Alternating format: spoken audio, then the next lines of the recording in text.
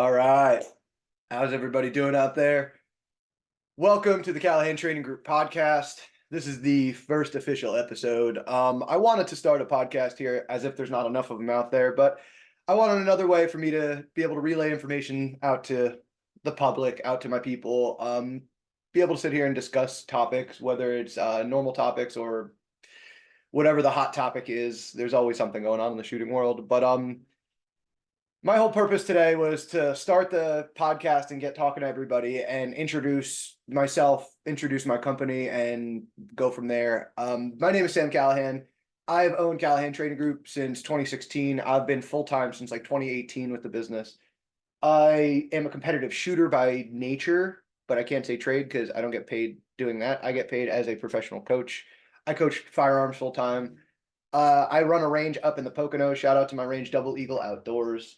And Gunsitters, the owner of said range. So I have this nice little range up there. I get an opportunity to see a lot of training, to take a lot of training, to host a lot of training. I have based my whole business around that. Now, the funny thing is Callahan Training Group was just Callahan Training Group initially because I also trained dogs and I trained CrossFit athletes and I did a bunch of stuff like that when I was back in New Jersey and I couldn't be full-time firearms. But now that I've moved to the Poconos, I'm just guns, guns, guns. That said, though, I like to talk about training as a topic because it doesn't need to be firearm specific to be talked about, right? I wanted to talk about what makes a good coach as my first topic here. It's not supposed to be a combative topic at all, but I like to challenge just, hey, if you're going to go out there and spend your hard-earned money and 2 days of time with somebody, or you're going to spend a bunch of time basing your systems that you're either going to go compete with or save your life or your family's life with, I just like to challenge to make sure that you fully believe in what you have in your head and what you're being taught. It's not just the easiest thing to digest or the easiest thing to access, rather. So first and foremost, what makes a good coach? Well, I like to talk about how I started in this whole business and what everything kind of means to me as far as a good coach. So I got into firearms full time only because I was just teaching people their first pistol or first rifle, whatever it was back in the day. I was a machinist. I had a normal job, but I was training everybody because I was the gun guy. I grew up hunting. I grew up shooting. I was 3 years old when I started shooting initially. I was competing with shotguns when I was like 8, little kid. Like I've been shooting my whole life. So even before I was a competitive shooter, just the people in my town and my home life, they knew me as the gun guy. So I did a lot of training. While I was a machinist, I started my little LLC to just begin training people. And simply, honestly, it was just to be able to write off ammo. It was to be able to write off match fees and training fees and stuff like that. I had a regular job, so I was just using this LLC to train people, keep safe, have some fun. And what do you know, my machinist job kind of went away in 2018. It's a longer story than that, but all of a sudden I found myself needing to find a new job, and I had no dreams of that. My whole thing was I was a machinist. That was my job. That was my career path. I had no what comes next. Now, while I was a machinist, I was very unfocused. I found competitive shooting, and every break and after work every day, I built a little range out in the field behind where I was working, and I would go out and do my practice, do my training. So that's kind of what led me to, well, what do I do next? Well, I'm doing it anyway. I might as well have an LLC. I'm not paying attention to work to train. I might as well try to make a living out of this. Started working at an indoor range, and at the indoor range is where I started to train full time. I was an RSO at first, but I was the only person that had some training experience. They had lost some people, so I was just kind of walked into a good opportunity, proved myself as a decent trainer, and I picked up a bunch of students that kept coming back weekly.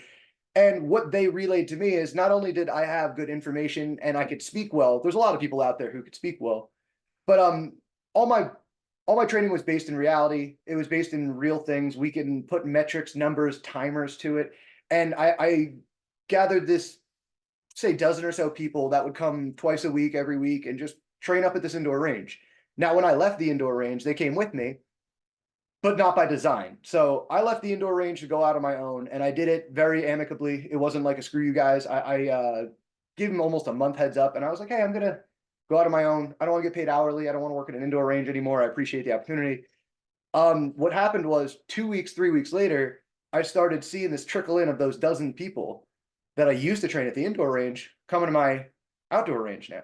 So obviously I asked, hey guys, like, you didn't like the training? What happened? And they go, nah. So they tried to run your curriculum. They tried to run all the same information, but the guy teaching it, he didn't really know what he was talking about. It wasn't a great teacher.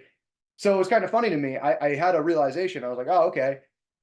The coach is a lot more important than the subject matter right there. Because I left them all my subject matter. They knew what to do. They knew what was going on. I had built them props, walls. It was an indoor range, so they had everything they needed.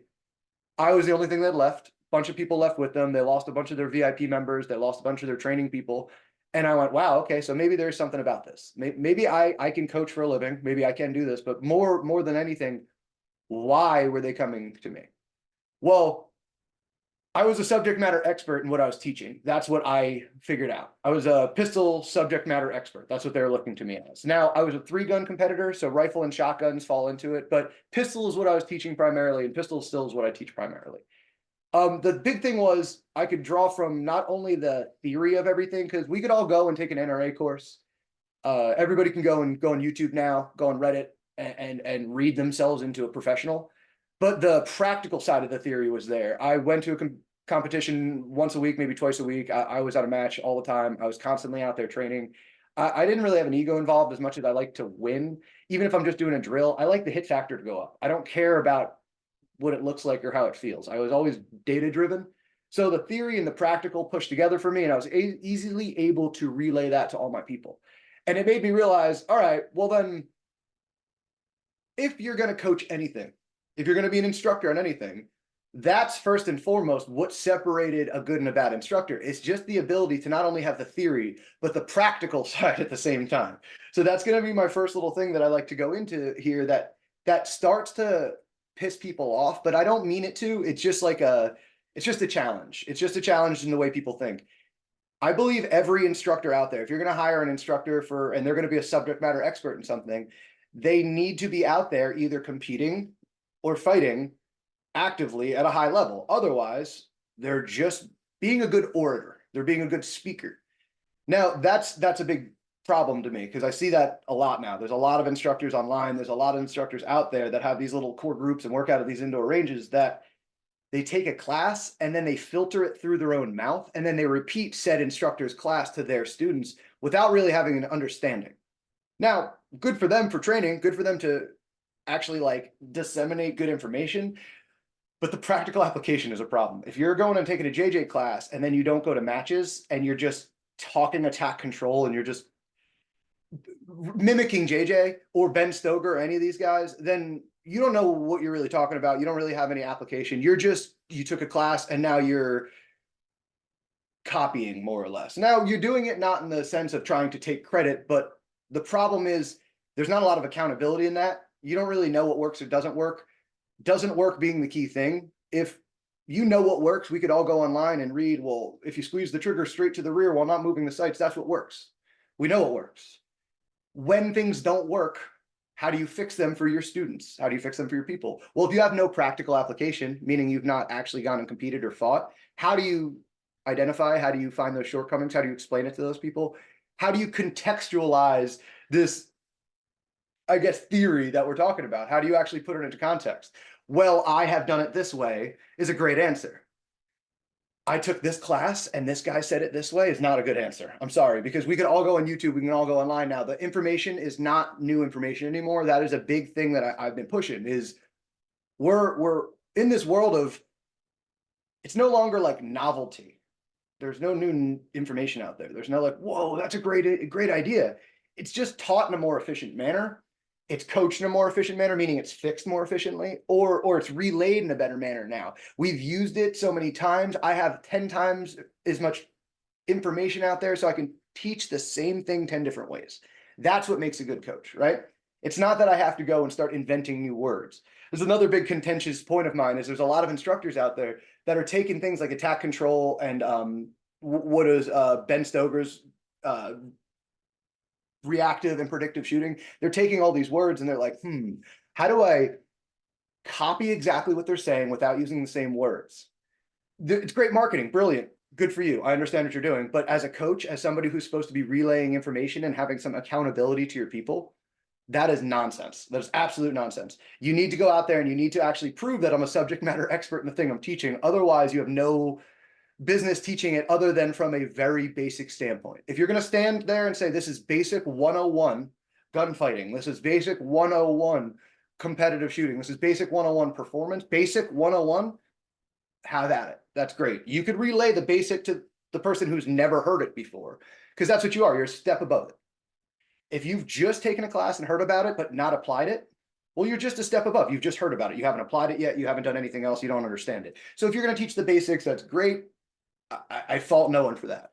But if you're going to start basing classes and basing everything off of 2-day, 3-day performance, high, this, that, the other thing, and you don't move off a line, all the drills are not really applicable to anything else. If you're giving out random patches and random memorabilia for drills that don't really apply or translate to other places, it's nonsense. It's good marketing. It's good for your people. It's great incentive to get people out and trained. But if I hand you a patch that says, congratulations, you're amazing, and then you go to a match or you go and fight and it's not true, that's my bad. That's on me. I'm a jerk. And I hate that there's a lot of these guys out there go, well, you've got my advanced super secret black belt standard patch, whatever. I don't know if I'm even using somebody's words. I don't mean to be, I'm just being funny. And if I hand you the super secret patch and then you go and die, I've given you a false sense of security, or I'm a bad teacher, one or the other, right? So I don't like this whole patch backed by nothing. Now, there are some patches out there that are a pain in the ass to get because they're really hard to get. Timmy's patch is one of them. Tim Herron, love that patch. It's applicable to matches. You start to see, hey, if you can understand the skill, it's applicable elsewhere. You could argue that he's only given out, what, like 30 of those patches in a couple of years, 4 years. So obviously it's not easy to get, but the guys who get it are pretty successful in their training, pretty successful in the matches, right? Just an example. But I like to talk about Timmy because I like to talk about my coaches then. Who do I hire as my coaches? I'm an instructor, right? Now, I'm a good instructor, not because I say I'm a good instructor. I say I'm a good instructor because I go out and I learn the newest thing. I go out there and I take dozen classes a year typically, and then I teach what works to people in multiple different ways. I change what doesn't work. I take the newest, latest data. That's what makes a good instructor. Now, I'm not saying I'm a great instructor because I invented this. I'm trying to emulate those guys that have shown me the way. So I do what I've learned from guys like Tim Herron, I just mentioned him, but I've taken classes from Keita Bussey, from Steve Anderson. Now Tom Castro has come up, Ben Stoger. All these people are the kind of coaches that I want to be, both because they have the practical application and the knowledge behind it. The results speak for themselves. Their students are all absolutely jazzed up after every class they've ever taken. Like it shows. So I try to be what those guys are. I'm not trying to invent what a good instructor is. I've taken classes before where I've driven home and I've been pissed. 2 days, couple $100, 1,000 rounds, and I'm just like, what the hell did I just do? Then I've driven home from some of these classes of those people I just mentioned, Tim Herron, Ben Stoger. I'm coming home from those classes and I am jazzed up. I have more information in my head. People from the class are texting each other. Everybody's psyched up. We're making training plans. Like that's the big difference is I'm realizing these guys are inspirational as coaches. They make you want to train. Those guys are out there also training. They're trying to make themselves better by themselves. They're also going to other classes and teaching. They're cross training. They're going into other things. Ben's doing a lot of rifle and other things right now. Keita teaches for a lot of 360 degrees for moving around shoot houses and things like that. We can apply what we do in other places, but it's kind of cool. You start to realize that these coaches, they like to learn as much as they like to teach. And that's a big value here is I don't like any coach that's stuck in their way. If you've been teaching the same curriculum for even a year, reevaluate, man. If you go to the same class the next year and it's the same thing just over again, you need to have a conversation with that instructor. Now, I'm not saying don't take repeat years of instructors. For example, all the people I just mentioned, you could take them 1 year, take them the next year. It'll maybe be called the same class, but the topics therein will be very refined. The drills will be refined. They'll be changed. Everything will be up to date based on what worked and didn't work that season. Why do they know what worked that season? Well, Timmy's out there competing, right? Steve is coaching the best of the best out there and getting the feedback from that. Tom's out there at a national level hammering stuff. So these guys are actually saying, well, I taught this. This is how it worked this year. This thing didn't work, so I'm going to change it and I'm going to alter my curriculum. We're not just going to build on the same standard. I'm not going to teach the same thing every single year.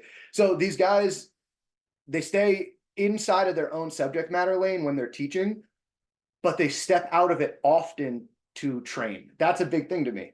I like that. It's huge because it kind of tests what you know, what you don't know, your application forward, things like that. What instructors I don't like are the guys who they step out of their subject matter lane to learn, and then they just add that to the list of classes they teach. I'm going to teach CQB now because I took one class. I'm going to teach high-end pistol mechanics because I took one class from J. Come on, man. Like, you're not any better now than you were when you took the class. Just having the information there doesn't give you the right to then start teaching things. I mean, right is even a funny way to put it. You have the right to do anything you want. Go ahead. But you have to have the accountability to your students to actually know what you're talking about and be able to relay it. So my big thing with all these coaches and what makes a good one is having a subject matter you're an expert in and continuing to refine that craft through practical and theory, right? What makes a bad coach is when you step outside of that subject matter lane or try to like expand on things that you don't have that in. So I always like to use a funny analogy when I talk about this. I use the McDonald's analogy. So McDonald's is very popular, sells a lot of hamburgers, whatever, 2 billion served, whatever's on their sign, right? That's great. They're a great business. They're working. They're open. It's accessible. It's easy to buy, easy to find. Very recognizable brand, all those kinds of things. Now, the problem is it good hamburger? It's not. Now, it's tasty. I'm not saying it's not tasty. Is it a good hamburger? No. By no metric is it a hamburger. Outside of McDonald's, it's not even a hamburger. Like, no one else would see that wrapped hamburger 16 years down the line. I'm sure you've all seen those experiments, right? And go, oh, that's a hamburger. I made burgers last night, right? That's a real burger.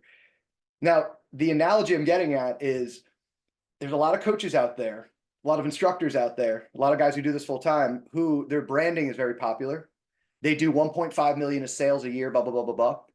It's still garbage product. And I know that's a hard thing to swallow. Now, McDonald's will keep you alive, right? It's the bare minimum necessary. It's edible. That's all I'll say. It's not good for you. It's not the best out there. It's edible. That's what these instructors are pushing out there. They're pushing McDonald's hamburgers. It's edible. It's tasty. It's got good sauce on it. Now, when you start to look into the nutrition of it, you go, oh, there's nothing behind this. That's the analogy I'm trying to get at here, is if you're looking at your coach and there's no actual application behind the hamburger that they're trying to give you, then it's McDonald's. It's McDonald's. It looks like a hamburger. It smells good. It's trash. It's trash. It'll keep you alive. It's fine. It's better than not eating.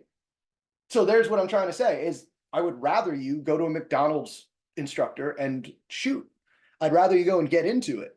I'd rather anybody eat than not eat. But now we'll talk about efficiency. Do you want to eat hamburgers from McDonald's every day, or do you want to eat grass-fed beef? You want to eat grass-fed beef. Why? It's got some nutrition behind it. There's actually some stuff. So that's the big thing here. It's actually more efficient to hire coaches that are higher value.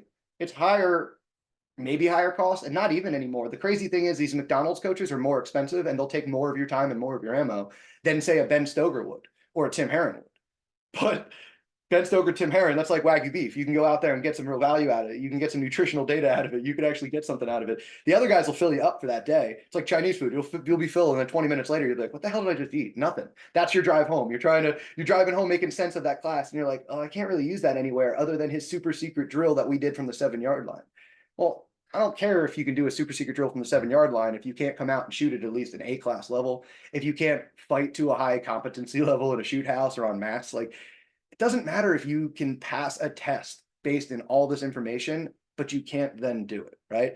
So I don't want to make this like spicier than we need it to be as far as like a challenge goes, because there's a lot of good coaches out there. I just like challenging that. Don't go out and give your money and loyalty and time worse and ammo worse to somebody who doesn't have a backing of current practical application, somebody who's not out there training constantly, somebody who's not out there competing or fighting constantly. vet your instructors is the easiest way to say it. Now, we say that all the time, vet your instructors. What does that mean? This is the long-winded way of saying it. Vet your instructors. Why the hell are they teaching what they teach? What they're teaching might be great. Why are they teaching it? How do they know it? What's the last class they took? When was the last time they applied the information they're teaching? You know, things like that. I love taking classes outside of my lane even. I work with Sayak Kali, Sayak Tactical Group. I work with Atienza Kali. I like to learn combatives. I like to learn blade work. I like to work impact weapons. Taken a bunch of that stuff. I've trained plenty of it in it. I host those classes. Those instructors are now friends of mine. Doesn't mean I'm going to go out and start teaching classes on it. I haven't been in a knife fight. I haven't taught anybody who's been in one of those situations. It's fascinating to me, and I love it because it cross trains all my stuff. But if I stepped out of my subject matter lane and started teaching that, I feel like that would kind of call my credibility into question. And I think that's a good example here is train everything, train often, train anything you can. I started playing golf for the same reason. Can I train myself to play a new thing? I'm not going to teach anybody else to play golf, but I'm starting to train outside of my comfort zone. Now, my lane is competitive shooting, right? I host a weekly match and a monthly match. I am at, I don't know, 8 majors a year. I'm at as many locals I can be at a year. That's my practical application. All the stuff I train needs to hold up. Why do I know it holds up? Well, I'm a grandmaster and I'm shooting at 90+% at every match. Well, that's why I can say it. And if it doesn't work, I get a bad boy. If I'm coming back from a match and I shot under 90%, well, I got to reevaluate my training or what I'm teaching to other people because clearly it's not working, right? So that's why I love my lane. My lane gets immediate feedback. I love competition for that. If you want to be teaching, you better be competing to a high level consistently. You better be able to perform to a high level consistently. How do you know that's working? Well, you go out and compete. The cool thing with the USPSA world and the competition world, the benchmark moves every year. We're always getting better. If you thought El Presidente was spicy in 2010, it's crazy now. So I like that world. If you're a fighter, fight, man. Go out there and fight, wrestle, spar. Weekly hands-on matches is going to be what you're going to teach if you're going to be a hands-on expert. If you're going to teach people to go hands-on with people. If you're going to be in a shoot house, I really hope that you are a SWAT team member. I really hope you're out there actually applying that stuff. You're training with teams. You're actually doing that kind of stuff. You're not just YouTubing whatever Orion Group or whatever this fancy group does on YouTube or Instagram, and you're just teaching that stuff. Now, I know a lot of guys that are great teachers, like instructors. They're great orators. Like I always like to use the analogy, Obama was a great speaker. Great conviction, sounded good, everything. Now, he meant none of it, and it was all garbage behind it. Don't be Obama. Don't be a professional speaker void of any value behind the words, right? Don't be bombing kids in Yemen while standing up and talking about Nobel Peace Prize, because that's essentially what I hear from a lot of instructors talking about this, that, and the other concept that's outdated and it doesn't work, or it might work, they just have never used it before, right? You don't want to be an empty speaker, right? No, that's funny because a good instructor is both, right? A good coach is both. They're a really good instructor of the knowledge, right? But they're also can stand up, they can teach, they can speak, they can figure out 3 or 4 different ways to convey the same topic. If they're challenged on their stuff and they don't know the information, they will be upfront about it. If somebody asks me a question and I don't know, I'm like, that's a great question. I'm going to figure it out. I'm going to add that to my own training. If somebody's bullshitting their way through their classes and they have an answer for everything, yeah, it makes me laugh a little bit. So I'm not going to run any longer than we need to for this. I'm going to try to keep all these podcasts around 30 minutes when I'm just sitting here solo talking. I don't think anybody wants to hear me dribble on for more than 30 minutes at a time, but thank you for listening if you've made it this far. I want to give a little bit of a shout out to my people. Thank you, Vortex Optics. Thank you, Shooters Global. Thank you to Targets USA, Modern Material Rifles, Impact Machine for all my gunsmithing. Let's see, Timney Triggers. Now, gun-sitters, I mentioned earlier, gun-sitters are the people who own the range that I work out of and do everything out of. Gun-sitters is a storage facility for you guys if you're ever going overseas, if you're moving or doing anything like that, if your neighbors red flagged you or some jerk move like that. But thank you to Ghost Holsters USA. I'm going to be doing my next podcast will probably likely be on gear. Very short look into gear like belts and holsters and things like that, but I'm going to keep it relevant to training, relevant to this gear kind of stuff. Now, If you head to my website, you could buy any of these t-shirts. Oh, wrong side. You could buy these t-shirts, but also that's where all my training is. I'm hosting a lot of people this year. So if you're looking for some good training, I'm hosting, let's see if I can get it in chronological order. I'm having Rob Epifania out in May, Tom Castro after that, Tim Herron, Keita Bussey, Ben Stoger, and then Steve Anderson. Boom, boom, boom, boom, boom, boom, boom. Pretty sure in that order. I have all the dates on my website. I have a weekly match, as I mentioned, that I'm hosting. I do private training absolutely constantly, 24/7, 365. So please reach out, check it out. I'm online. I'm anywhere you can possibly get a hold of me. So thank you guys for listening. Thank you guys for sticking around. I hope to keep this as a probably regular podcast thing, 30 minutes. We'll have some fun guests on in the future. So thank you guys for listening to podcast number 1. You guys have a great day.